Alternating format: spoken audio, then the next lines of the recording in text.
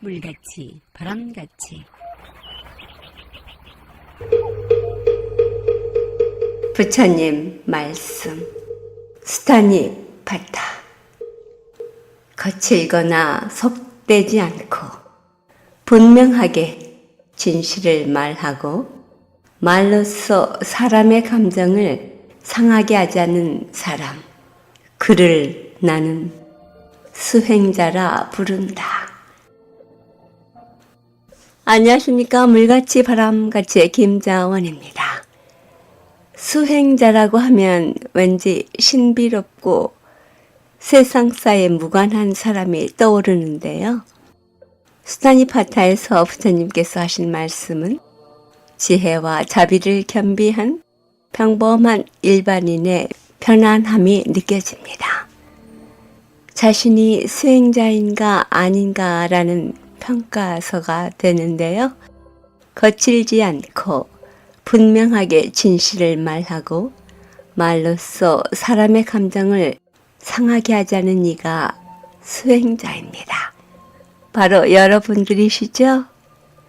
이러한 수행자가 세상을 평화롭게 하는 주인공입니다. 지혜와 복덕을 지니신 수행자 여러분과 함께 깨침의 소리, 진리의 말씀 전하는 뉴욕 불교방송 진행합니다. 물같이 바람같이 뉴욕 불교방송 오늘 이 시간에는 우악스님의 법성계 강의를 발췌했습니다. 그 첫 번째 시간입니다. 법성계 낭송을 함께 하면서 시작합니다.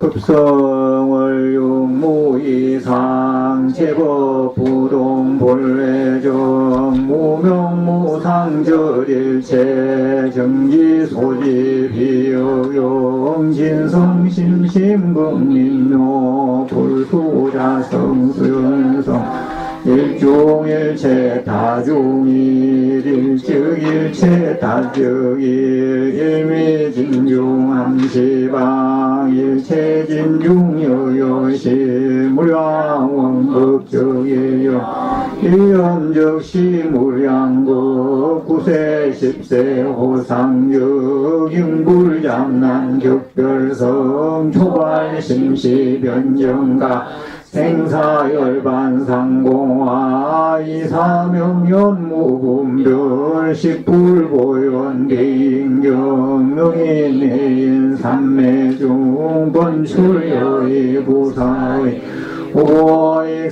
오익생만어공 중생수기 등리 시고행자 환본제 파신망상필부득 무연성도 자여의 귀가 수분득자양이다라 이무진보 장엄법계실보전 공자실제 중도상 구례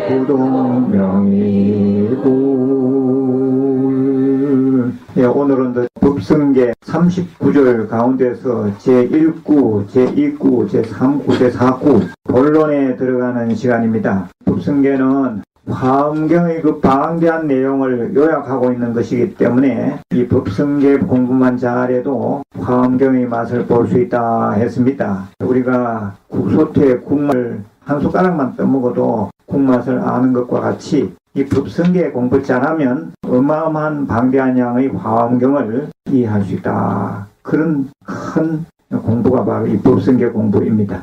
읽어보겠습니다. 법성을 용무이상. 법성의 개념을 정확하게 잡으셔야 돼요.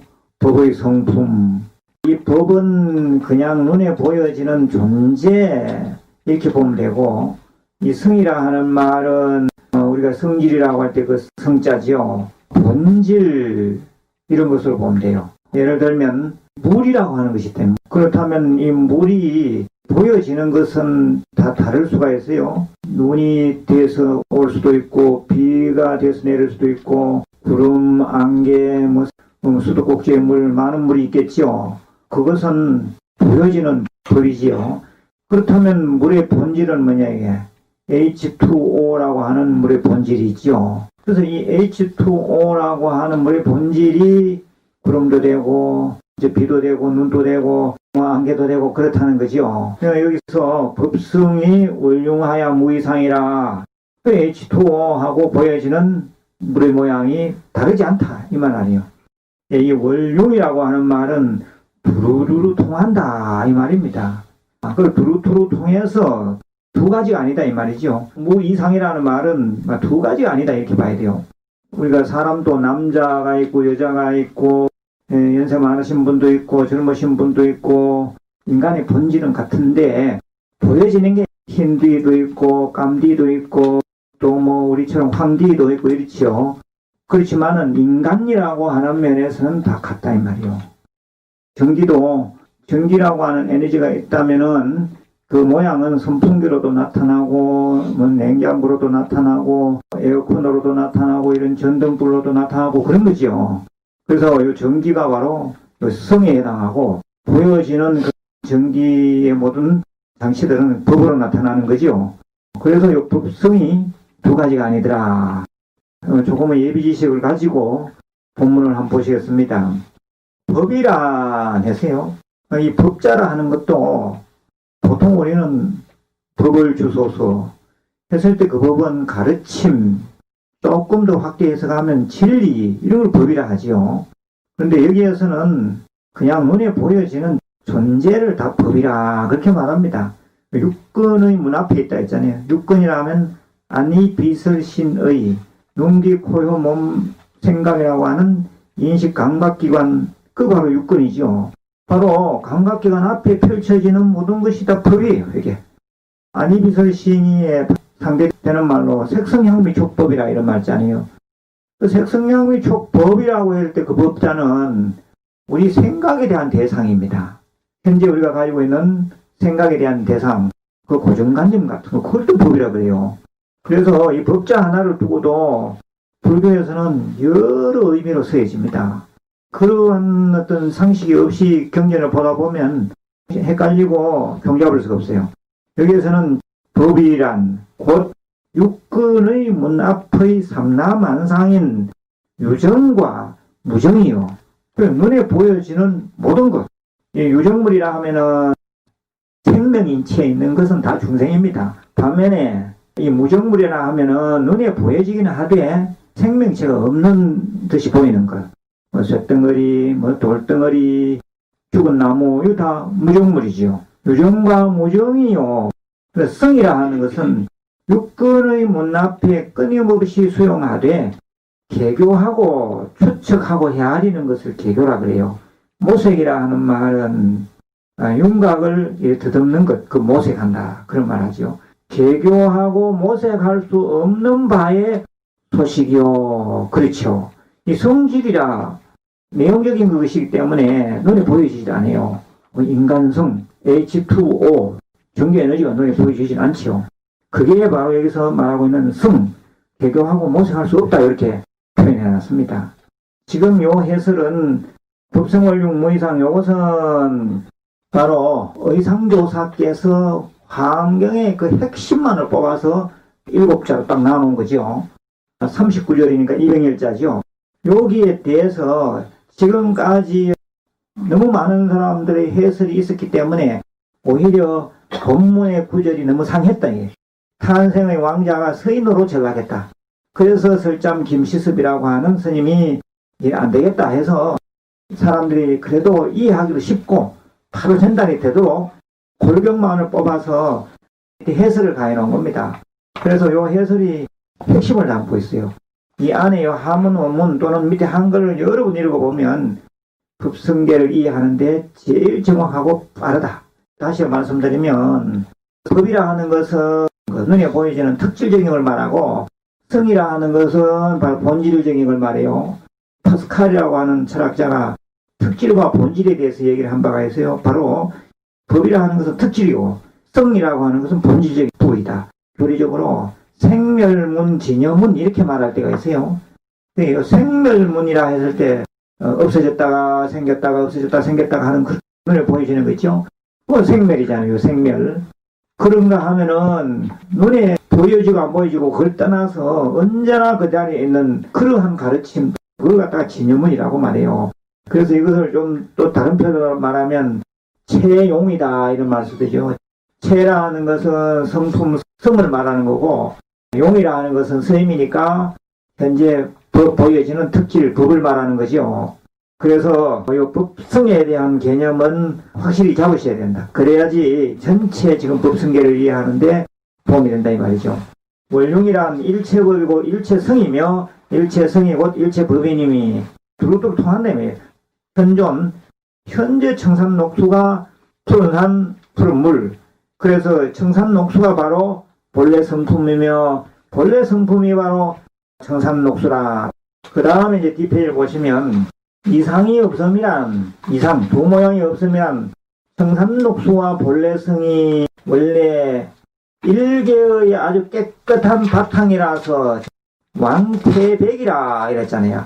이 아주 깨끗한 바탕을 왕태백이라 그래요. 본래 우리는 근본 바탕이 다 왕태백이다, 깨끗하다 이 말이죠. 반야신경 공부를 하다 보면 색즉시공, 공즉시색 이런 말이 있는데 색이적 공이요, 공이적 색이다 그러잖아요.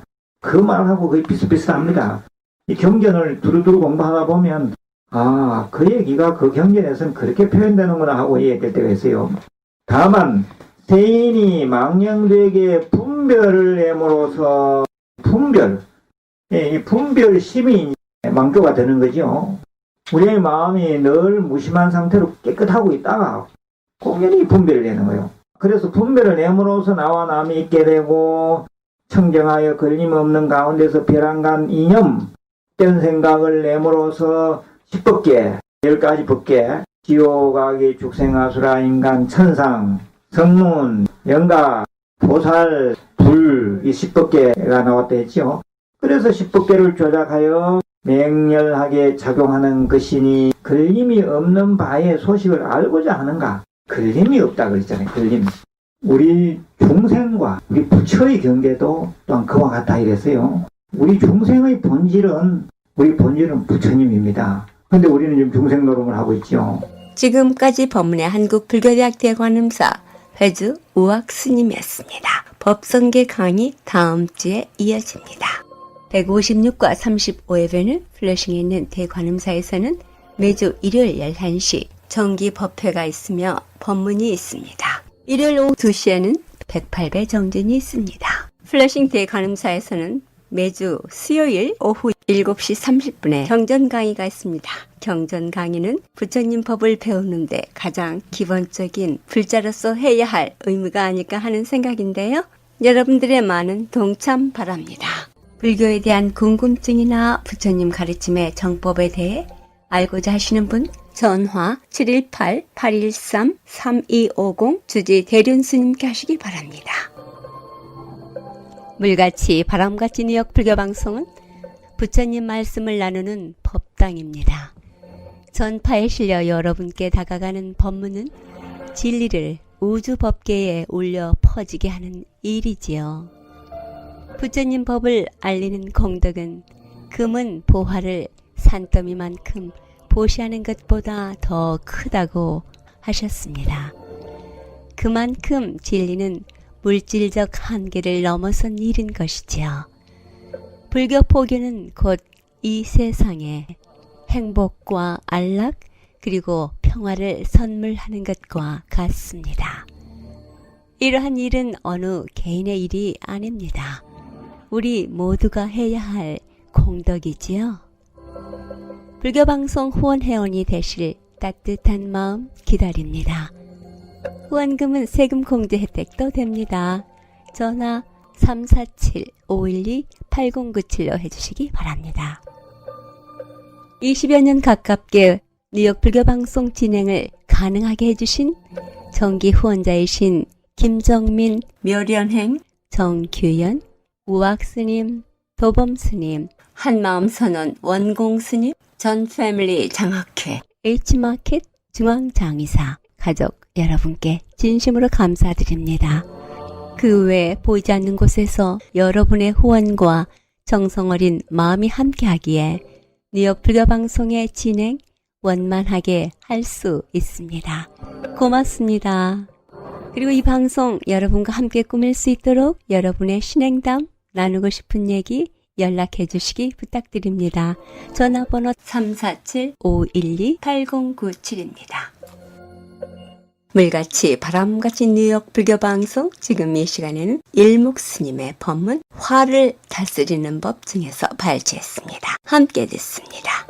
우리가 사실 이제 화라는 것이 어떻게 일어나는지 구조를 이해를 하고요. 좀 더 한 걸음 더 나아가면은 사실 화라는 것은 이제 드러난 현상인데 이 화가 일어나게 만드는 그 원인이 있거든요. 그래서 그 원인을 조사함으로써 좀 더 근원적으로 화를 버릴 수 있는 방법이 있습니다. 이런 방법은 좀 더 지혜가 필요하고 다소 어려운 방법이긴 하지만 우리가 화를 좀 근원적으로 해결하기 위해서는 단순히 이거를 참는다거나 이런 게 아니라 이 화의 원인을 정확히 이해를 하면은 화를 완전히 버릴 수 있기 때문에, 그래서 이 화의 원인을 조사하는 방법에 대해서 제가 간단히 설명을 드리려고 합니다. 먼저 이 화라는 것이 어떤 구조로 일어나는지를 좀 파악을 해볼 필요가 있는데요. 화라는 것은 사실 어떻게 보면 탐욕의, 집착의 반작용이라고 할 수 있거든요. 우리가 불교적으로 보면 이 화라는 것이 그냥 일어나는 게 아니라 이 화의 이면에는 보면 반드시 그 뭔가 집착이라는 구조가 함께 있는 거예요. 내가 원하는 것이 있는데 그 원하는 것을 이루지 못했을 때, 얻지 못했을 때 일어나는 게 화라고 보거든요. 내가 화가 나고 불만족스럽고 마음에 들지 않고 그런 화가 일어나는 것은 기본적으로 내가 뭔가 집착하는 게 있다는 이야기죠. 아무것도 집착하는 게 없는 사람들은 화가 일어나지 않거든요. 화가 일어나게 만드는 근원적인 뿌리라고 할까요? 그 원인을 보면은 반드시 그 화가 일어나는 데는 집착이라고 하는 구조가 있고요. 한 걸음 더 나아가 보면 뭔가에 집착을 할 때는 내가 이게 집착할 만한 가치가 없다는 것에 대한 통찰이 없기 때문에 그렇거든요.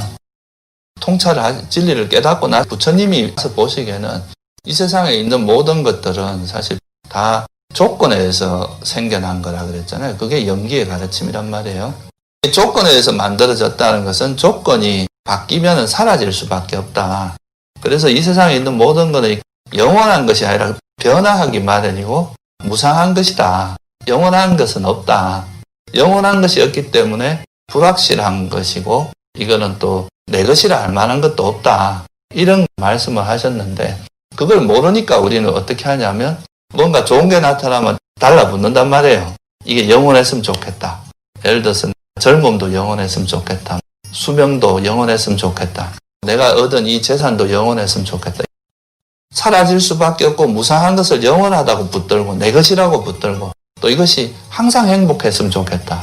이렇게 집착을 한다는 거죠. 그래서 그 진리를 모르기 때문에 진리에 대해서 이해를 못하는 그런 어리석음 때문에 또 집착이 일어난다. 이렇게 보신 거죠. 그래서 도식적으로 말씀을 드리면 어리석음 때문에 집착이 일어나고 이 집착과 성냄은 서로가 작용 반작용 같은 역할을 합니다. 그래서 물론 이것이 천편일률적으로 이렇게 딱 고정적으로 말할 수 있는 건 아닌데 적어도 내가 화가 일어났다 그러면 그 화가 일어난 거에는 분명히 내가 뭔가 집착하는 게 있구나, 뭔가 검어지고 놓지 못하는 게 있구나 하는 것을 한번 살펴보는 것이 이 화를 좀 근원적으로 보이는데 굉장히 도움이 됩니다.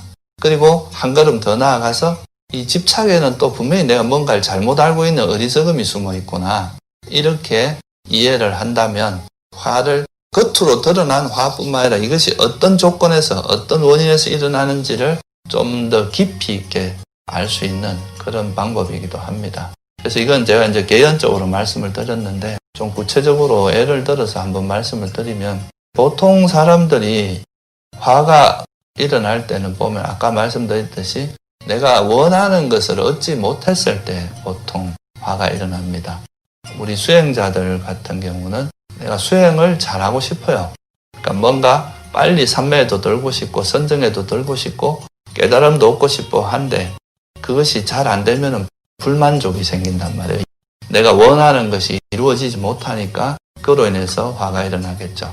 또 다른 면에서는 내가 돈을 많이 벌고 싶은데 벌지 못하면 거기서 또 화가 일어나겠죠.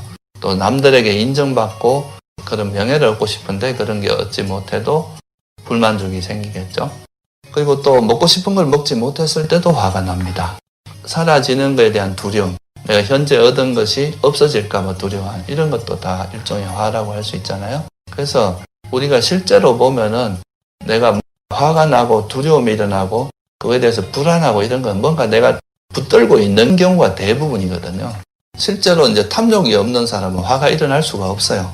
그래서 일단은 자기가 화가 일어났을 때는 내가 뭐에 집착한지를 한번 살펴보는 게 좋은데, 우리가 이제 보통 사람들이 대표적으로 화가 일어나는 것은 아까 말했듯이 자기가 원하는 것이 성취되지 않았기 때문이거든요.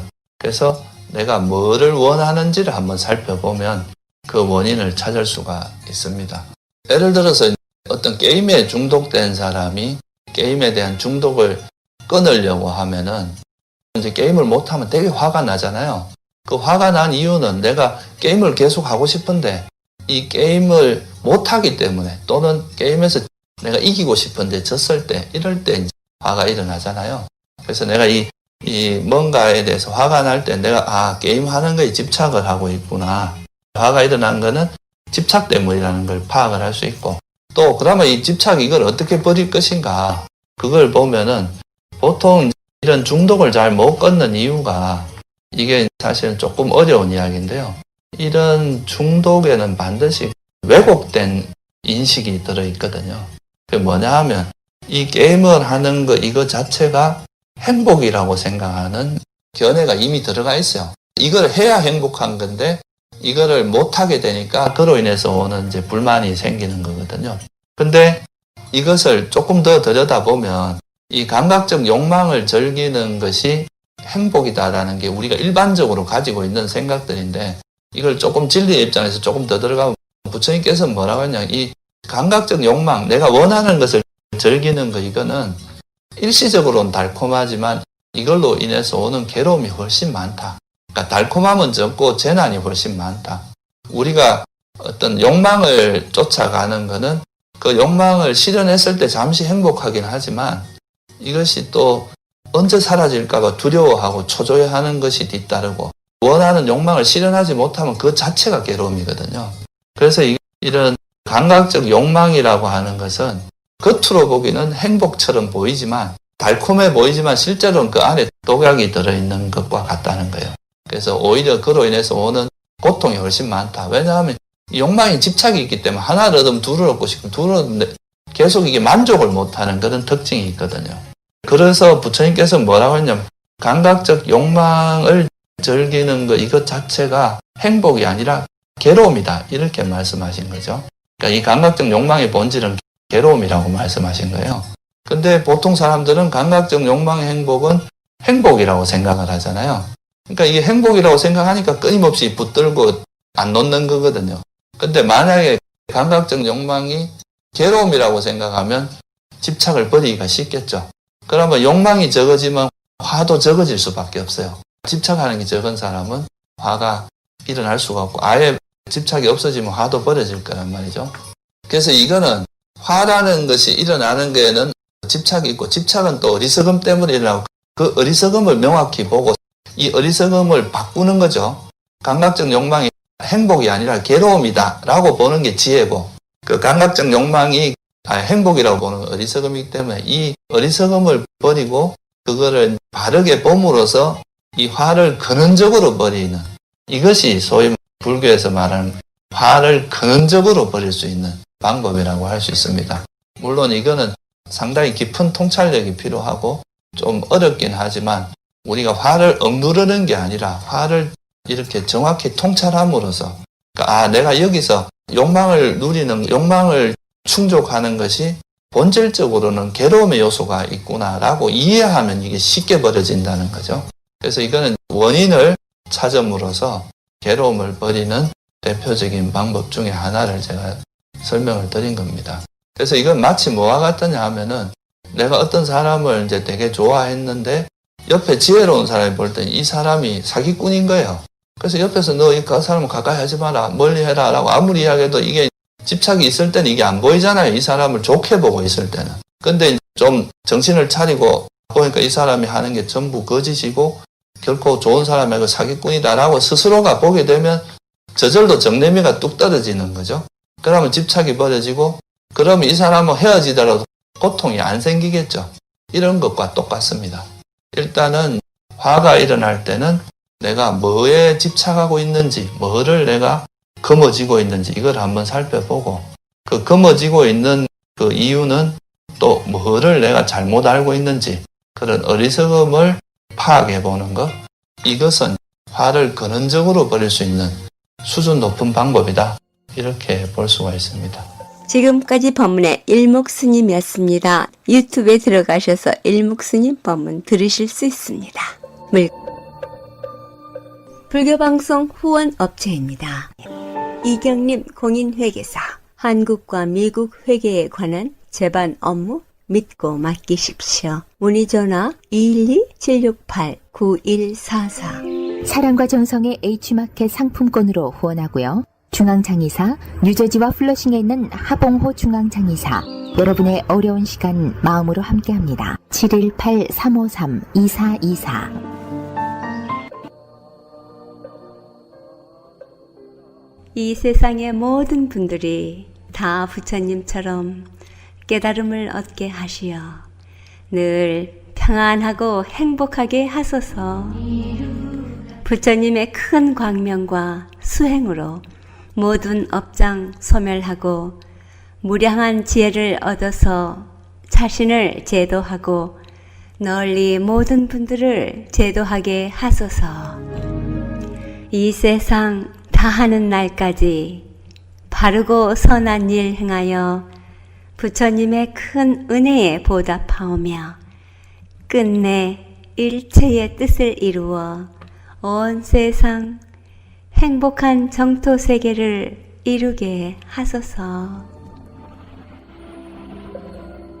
전 패밀리 장학회에서 제14회 장학생 모집을 알립니다. 경제적 어려움 겪는 우산 학생들에게 3,000불의 장학금을 지급합니다. 한국 청소년 인재 육성을 위한 것입니다. 장학생 신청 문의 전화 347-512-8097입니다.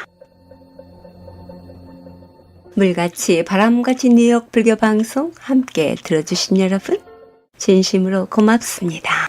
20세기의 유명한 과학자인 알버트 아인슈타인은 평화는 힘에 의해서 유지되는 것이 아니다. 오로지 이해에 의해서 이루어질 뿐이다 라는 말씀을 했습니다. 평화를 위한 이들이 많아진다는 것은 넓은 마음으로 상대를 이해하는 사람들이 많아진다는 것입니다. 나 자신은 세계 평화를 유지하는 데 역할을 다하고 있는지 스스로의 이해하는 마음을 살펴본다면 좋겠습니다. 사실 이해하는 마음은 자신의 마음을 먼저 편안하게 하지요. 늘 평화롭고 행복한 시간 보내시기 바랍니다. 지금까지 진행의 김자원이었습니다. 내일은 Father's Day입니다. 아버님께 지극한 마음 전해주시고 많이 웃으시는 시간 보내십시오.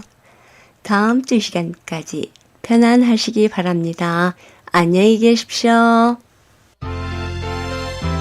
산회가 김희든이 부릅니다.